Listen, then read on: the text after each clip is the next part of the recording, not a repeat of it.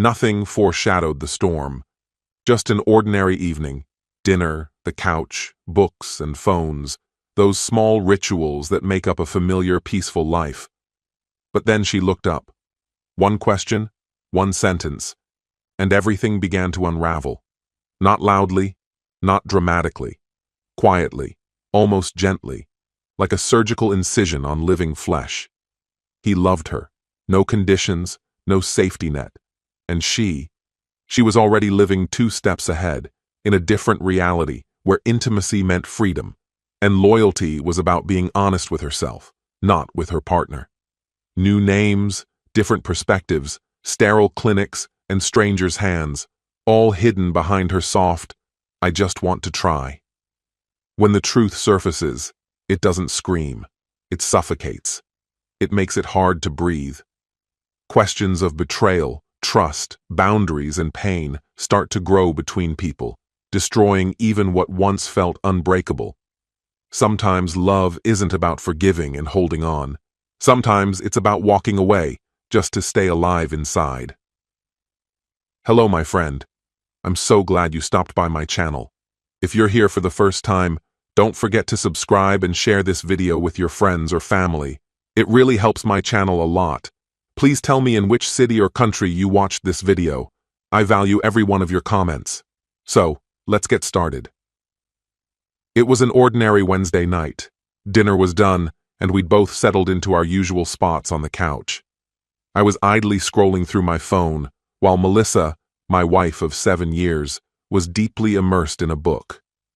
There was nothing remarkable about the evening. It had the quiet, familiar rhythm of routine. But then, out of nowhere, she shut her book, turned to face me, and said, "Franklin, can we talk?" Her voice had a gravity to it that instantly made my stomach clench. That unmistakable weight that signals something has been on someone's chest for far too long. I looked over, trying to keep things light. "What's up, babe?" I asked, even though I could already feel a shift in the air. She took a slow, deliberate breath and stared at me like she was trying to work up the nerve or carefully choose her words. When she finally spoke, her voice was quieter than usual. "There's something I've been thinking about for a while, and I owe it to both of us to be honest." I gave her a small nod, trying to be reassuring. "You know you can tell me anything. Just say it." I meant that, but I was completely unprepared for what followed. She hesitated, then said it plainly. "I want to talk about the possibility of opening up our marriage." The words hit me like a slap. My mind blanked. I blinked. "Wait, what?" She repeated herself, her tone calm but careful. "I've been thinking about the idea of us seeing other people, intimately, emotionally. I want to experience more, explore other kinds of connections." My brain scrambled to keep up. "So, you're saying you want to sleep with other people?" The question came out cracked and unsteady. She didn't look at me as she nodded, slowly. "I've been wrestling with this for a while. I still love you, Franklin. That hasn't changed. But I also feel like something's missing in my life. We've created this entire world together, just the two of us, but I keep asking myself what else is out there." I sat there in stunned silence, trying to make sense of what I'd just heard. My thoughts started spinning, rage, confusion, heartbreak, all colliding at once. Melissa, the woman I loved, the person I thought I knew better than anyone, was telling me she wanted to be with other people, and somehow still stay married to me.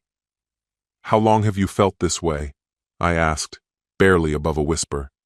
She finally met my eyes, and I could see how uncertain she was. "A few months," she said. "I didn't want to bring it up until I was sure." "A few months?" I echoed, the shock deepening. "And you never said a word?" "I didn't know how," she replied softly. I need to be honest about what I want."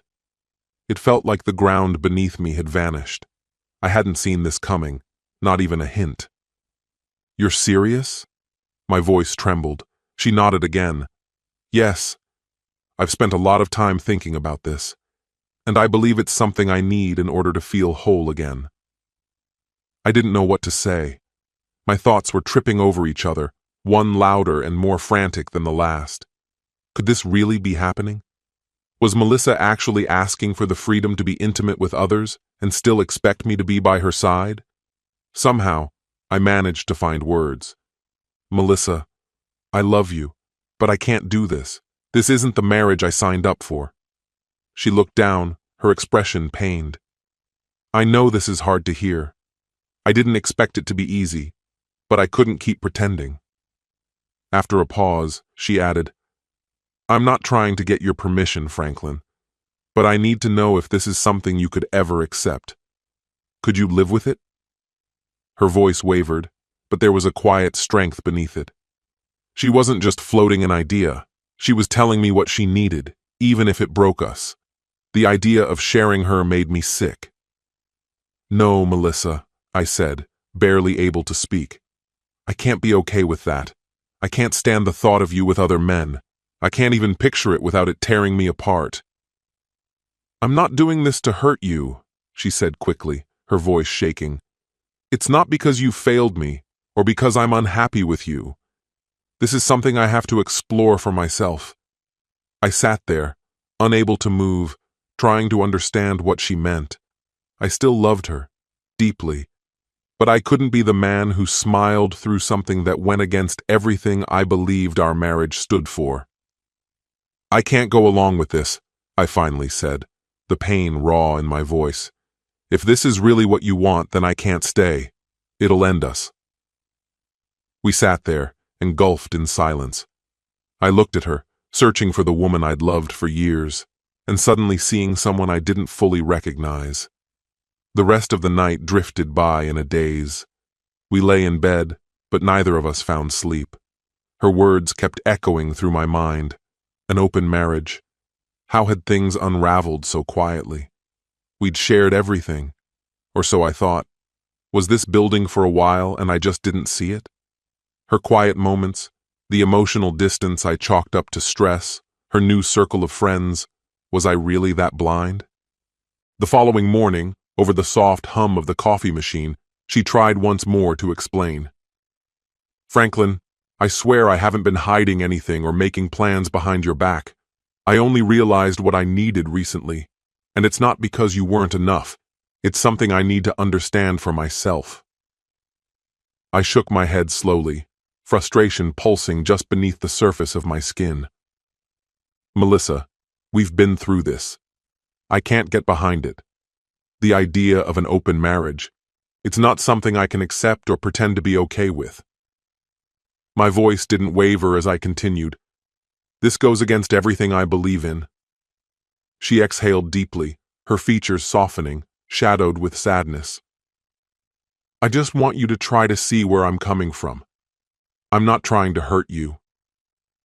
"I know that," I said quietly, the weight of the moment heavy on my chest. "But it doesn't change how I feel. This isn't something I can live with. The thought of sharing you with someone else, it breaks me."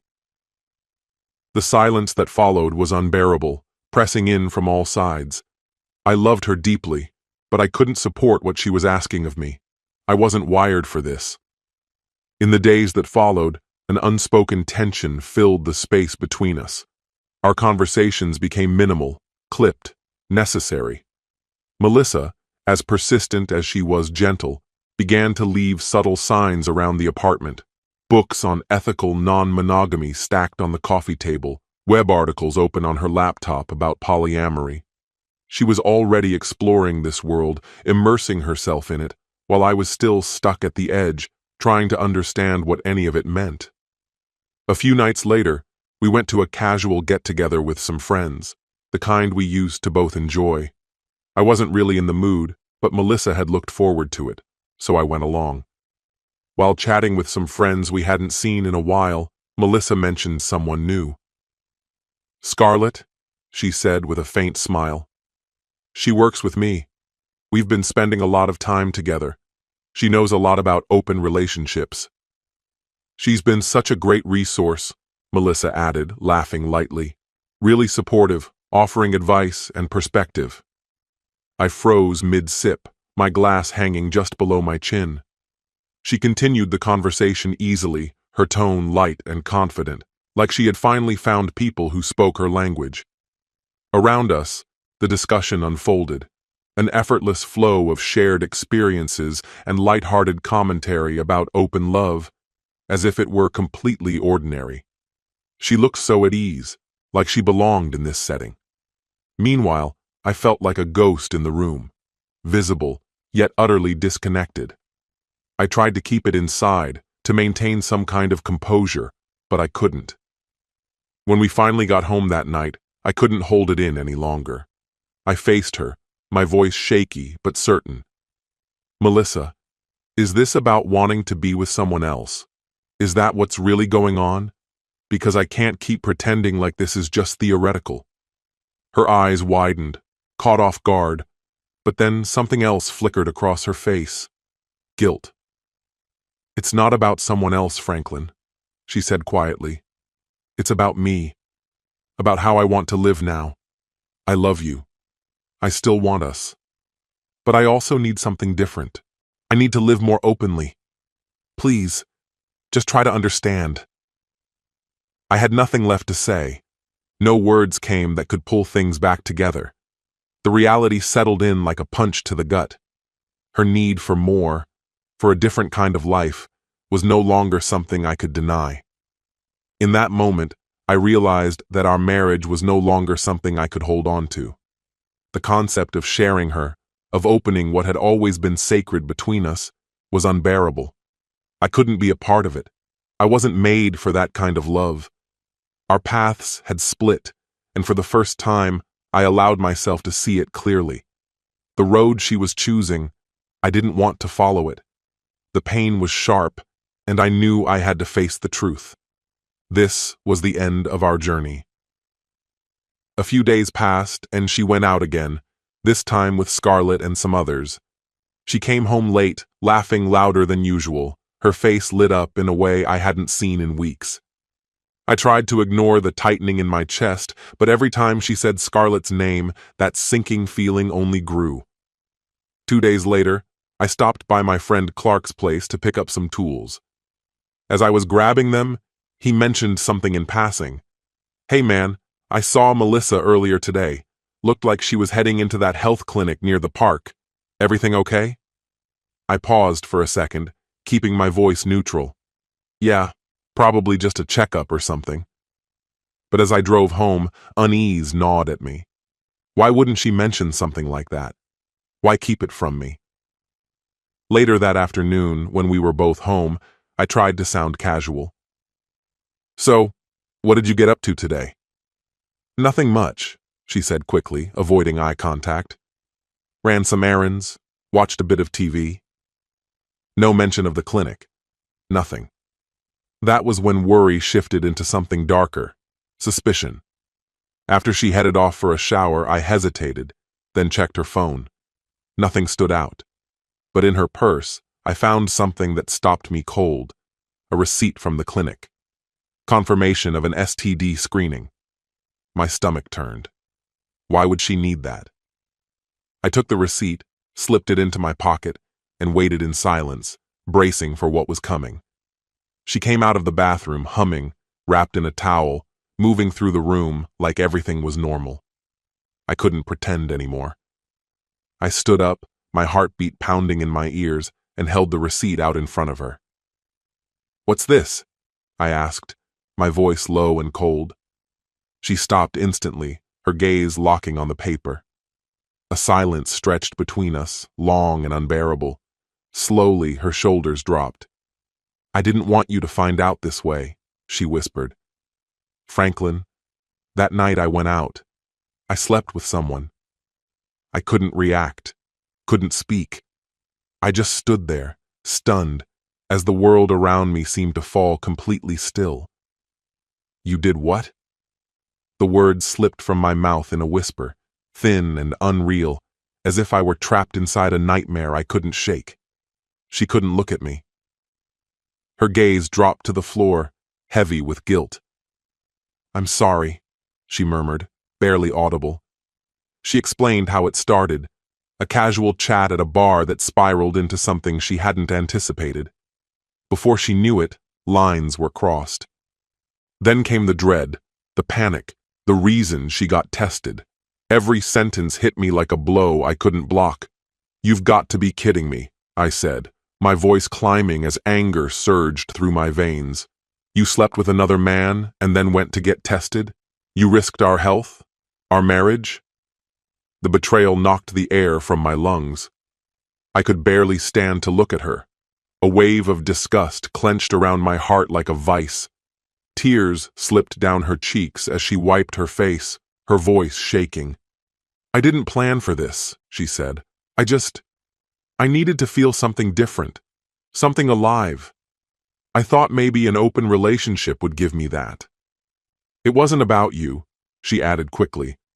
"I still love you, Franklin, I do. Hurting you was never the intention." I stared at her, my fury turning to ice. "Don't talk to me about love," I snapped. "You slept with someone else, Melissa. You've destroyed everything we had." Silence followed, heavy and final. She stood there trembling, torn between saying more and saying nothing. I remained frozen, crushed beneath the weight of what she'd done. I felt like the ground had been pulled out from under me. "I don't even know who you are anymore," I whispered. "I can't see you the same way. This is over. I'm filing for divorce."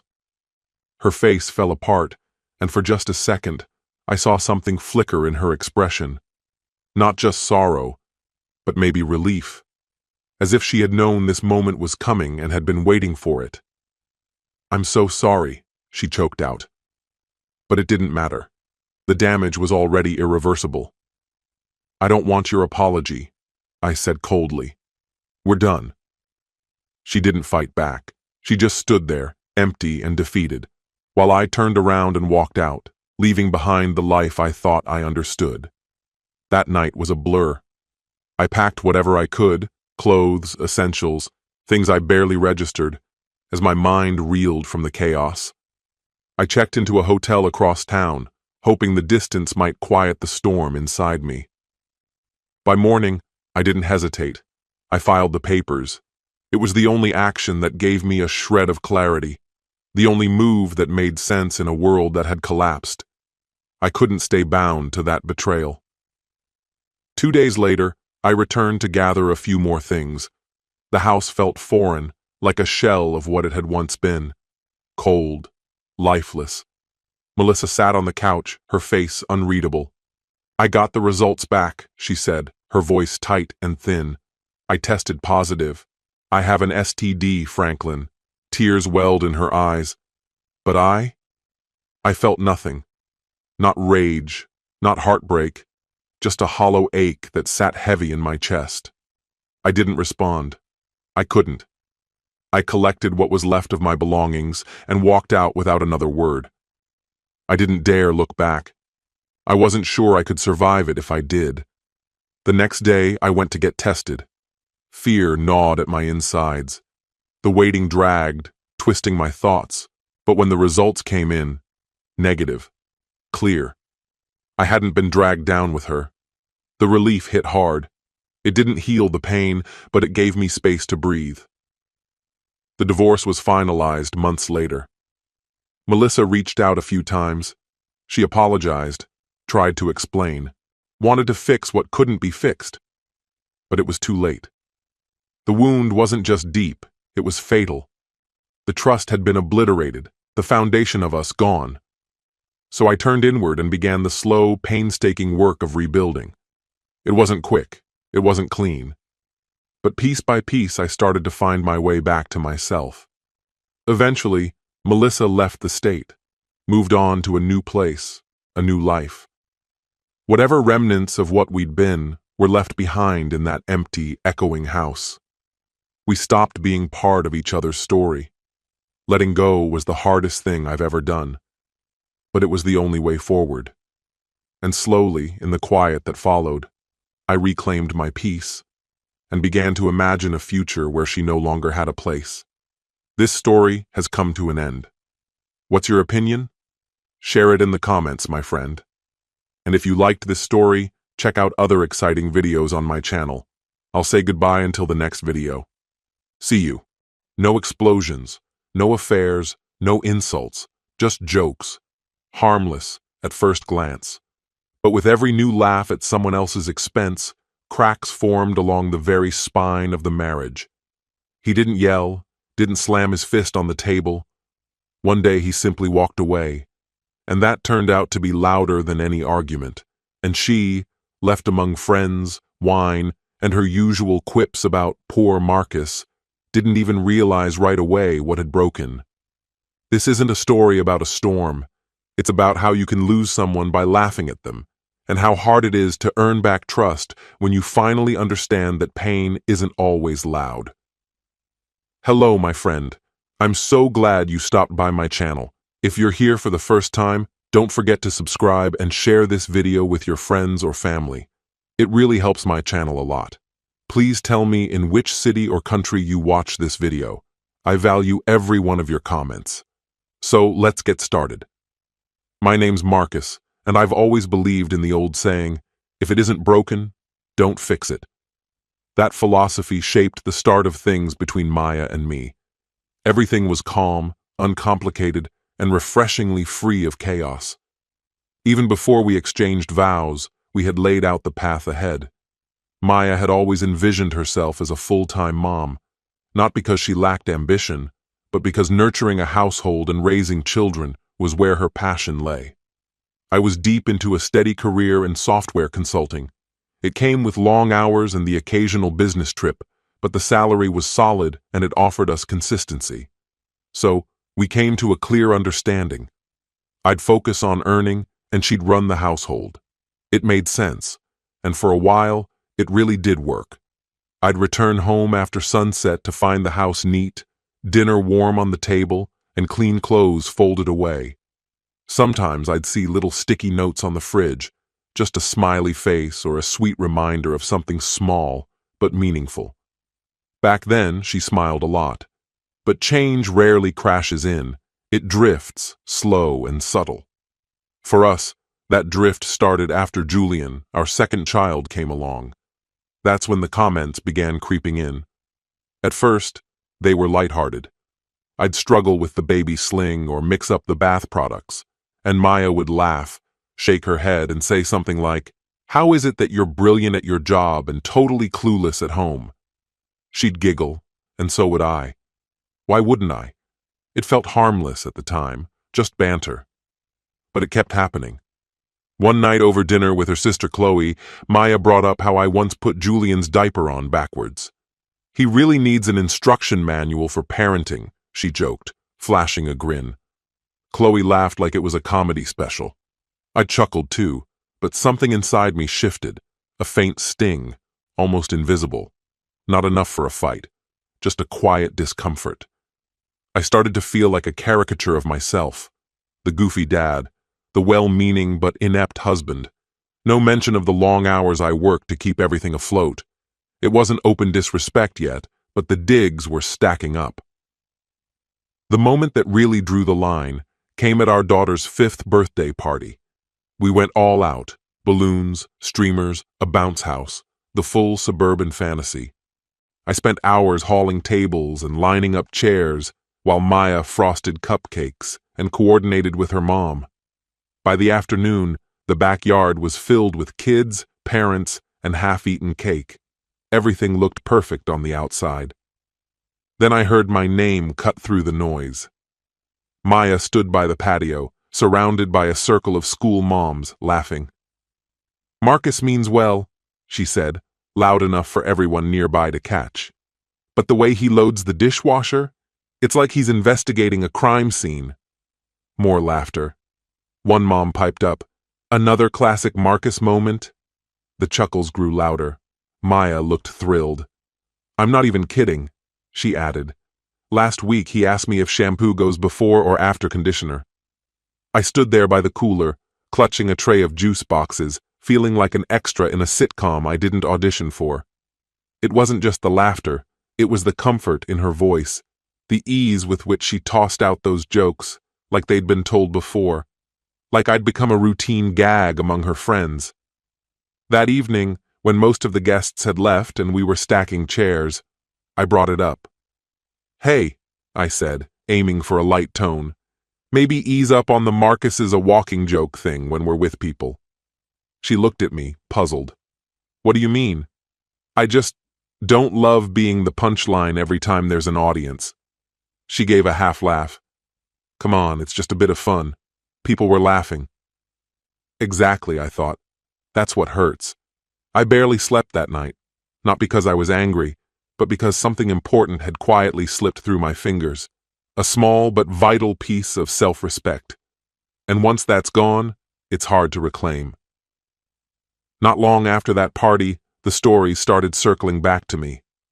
One morning, Maya had yoga, so I took Julian to his checkup. I packed everything, diapers, snacks, the paperwork, and felt pretty capable. When we arrived at the clinic, I checked in, and the nurse looked up from the chart with a smile. "You must be Marcus," she said. "Yeah, that's me." She gave a soft chuckle. "Your wife said you're brave, taking this one on solo." I forced a grin. "It's not exactly rocket science." "Oh, for sure, she's just hilarious, always making jokes about your dad game." I didn't respond. Later, sitting in the car while Julian dozed in his seat, I stared through the windshield. The words, "jokes about your dad game," kept echoing in my mind. This wasn't just between us anymore. Maya had built this version of me, bumbling, clueless, and somehow, everyone else had signed off on it. A couple days later, her brother Simon stopped by to help mount shelves in the garage. We were lining up the level when he tossed it to me and quipped, "You sure you know what to do with that?" He grinned. "Maya says tools aren't exactly your thing." I looked at him for a beat, said nothing. He gave a nervous laugh. "Just messing with you, man." "Yeah, sure." That evening, over dinner, I finally decided to say something.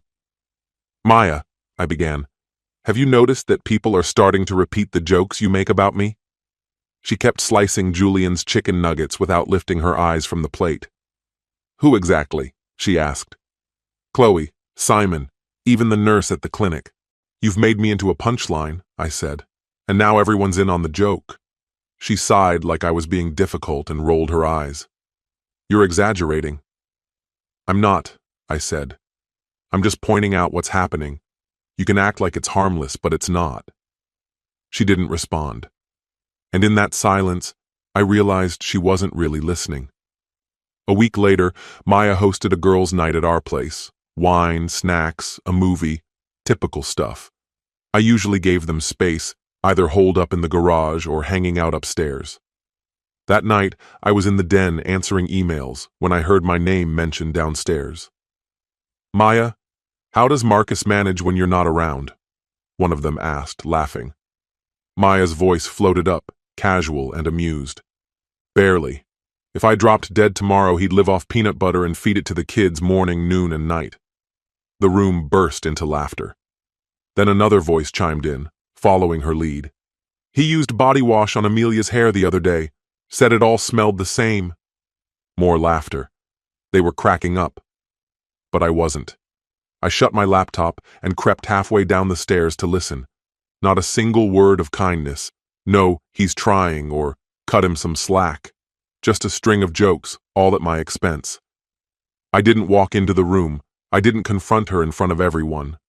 I waited. When the guests had gone and I was wiping the already clean counters in the kitchen, she came in. "You all right?" she asked. I looked up. "Are you?" She furrowed her brow. "What's that supposed to mean?" "You spent 30 minutes roasting me for entertainment," I said.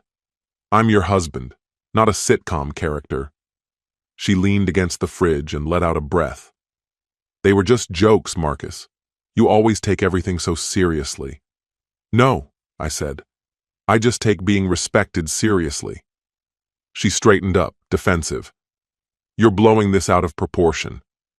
I shook my head slowly. "No, I've just been pretending it didn't matter for way too long." She opened her mouth to speak, but then stopped herself.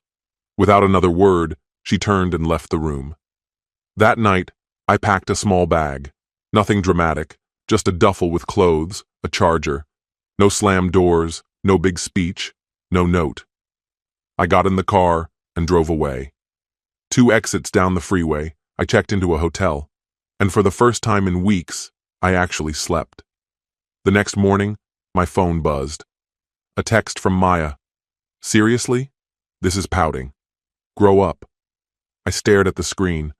There was no concern in her words. No sign she cared that I'd left. Just irritation, like I'd taken a break from washing dishes, not walked out of our life. I typed back, I need space. Don't text me again tonight. Then I powered down my phone and tossed it onto the nightstand. I stayed at the hotel for 3 nights. The first was quiet.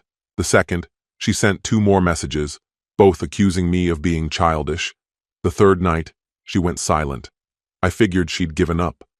But the next morning, my phone rang. Unknown number. I almost let it go to voicemail, but something told me to answer. Marcus? It was Grace, Maya's best friend. I sat up. Yeah? This is kind of out of nowhere, but I thought you should know something. She hesitated for a moment. Maya's not okay. She's pretending to be fine, but I've never seen her like this. She told you to call me? No, she doesn't know I'm doing this. But she hasn't eaten since yesterday, and she's snapping at everyone. I told her she crossed a line. I didn't say anything. She didn't think it would hurt you this much, Grace continued. She's been telling those stories for so long like they were harmless. Now she realizes they weren't. I let out a slow breath.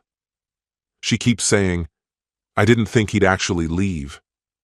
That's the problem, I said. She thought I never would. There was a pause. Look, Grace said, I'm not taking sides. But if you still care, and I think you do, don't wait too long.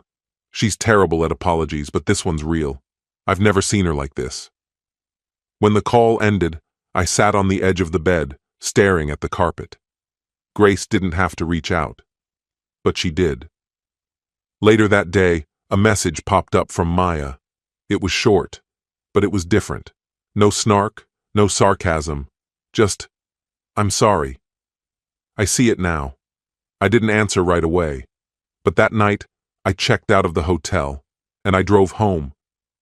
I didn't return because she called me back. I came because I needed to. I had to look her in the eyes to face what we left unresolved. When I stepped inside, she was in the kitchen, frozen in a moment that felt untouched by time. She didn't speak right away, just looked at me. No anger, no teasing, no trace of a smile. I didn't expect you'd actually come, she said quietly. Me neither, I replied. I dropped my bag beside the doorway and slid into a chair. She came over, hesitating, like she wasn't sure whether I was staying or just passing through. The silence between us was heavy but not hostile. Then she said, I'm sorry. Her words were calm and clear, not rehearsed. She wasn't putting up a front, just being real. Back then, I didn't think it was a big deal, she went on, telling those stories, getting laughs. I thought if I joked about the normal stuff, people would feel like they could relate to us. It never crossed my mind that it might hurt you. I leaned back, folding my arms. I don't need praise all the time, I said. I just don't want to be the joke. She nodded slightly. You're right. That surprised me. Not the apology, but how genuinely she said it, like she'd already wrestled with it before I walked in. I assumed it didn't bother you, she continued. You always laughed along, so I kept going. Yeah, I said, and I got tired of pretending it didn't sting. She looked at me steadily. Can we try again? She asked. Not pretend none of it happened, just do this better? I didn't answer right away. I needed to know she meant it. Then she picked up her phone and opened her notes app. Look, she said. At the top was a heading, no more jokes at Marcus's expense. Under it, no parenting digs, no clueless husband anecdotes, no public teasing. "I've been adding to it," she said. "Each time I remember something I wish I hadn't said." That got to me. I gave a slow nod. "All right," I said. "Let's see what starting over really looks like." She reached across the table and placed her hand on mine. No grand speech, just that simple gesture. We didn't talk much the rest of the night, but the quiet didn't feel tense. It felt like calm after a shift. Change hadn't come crashing in. It was arriving in pieces. A few days later, we had dinner with old friends, two couples we'd known forever. Usually, I'd brace myself for the usual barbs, the setup for laughs. But that night, Maya didn't go there. She asked me about work. Let me finish my thoughts. When someone cracked a joke about dads avoiding bedtime routines, she smiled and said, "Actually, Marcus has been on top of it lately. I'm lucky." That was all. No edge, no wink. Just a real compliment. Later, while I was loading the dishwasher, she handed me a glass and said, "I saw it in your face. You were waiting for the punchline." I didn't deny it. "I'm trying," she said, "not just to fix things. I want to see you, really see you." It wasn't some big, dramatic moment, but it mattered. After that, I started catching the small shifts. She stopped sighing when I stepped in to help. She quit redoing the chores I'd already done. If I dressed Julian in mismatched clothes, she quietly adjusted it. If I made breakfast, she ate it without correcting me. Then one morning, I found a note on my steering wheel. "Thank you for showing up, even when I didn't realize it." I never needed perfect. I wasn't chasing a flawless love story. I just wanted to be valued, to be seen. We're not perfect now. We still argue, still stumble. But now, when I speak, she listens. And when she laughs, it's with me, not at me. People say love is the cornerstone of a relationship. That's partly true. But the rest? It's built on what you choose not to overlook, the things you stand up for, even when no one else notices. Thinking back, I'm glad I walked away that night. Not to hurt her, but to stop hurting myself. And when I returned, it wasn't to resume where we left off. It was to start something new, together. This story has come to an end. What's your opinion? Share it in the comments, my friend. And if you like this story, check out other exciting videos on my channel. I'll say goodbye until the next video. See you.